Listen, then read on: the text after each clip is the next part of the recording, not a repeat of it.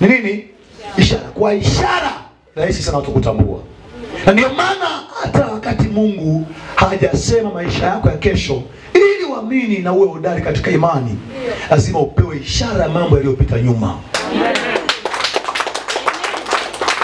Nabii anaweza tabiri mambo yakasimama imara, ni yule pia anayetabiri wakati uliopita.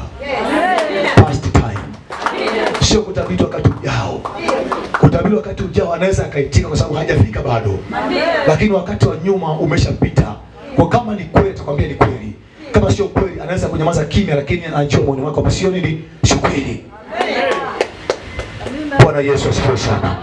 Na ndio maana kitabu cha Ufunuo Yohana, Yesu alipomtokea Yohana akamwambia andika mambo yaliyopita na mambo yaliyopo na yatakayo kuja. Amen. Kwa mahali hapa kwanza kabisa utaambiwa mambo yaliyopita, past time. Amen. Sema tena mimi kwa Yesu.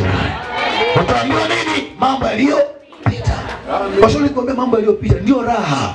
Unajua mimi siku wako wakati unapitia ile mambo, umekutana na ndugu siku yako, mmegombana mimi siku wako.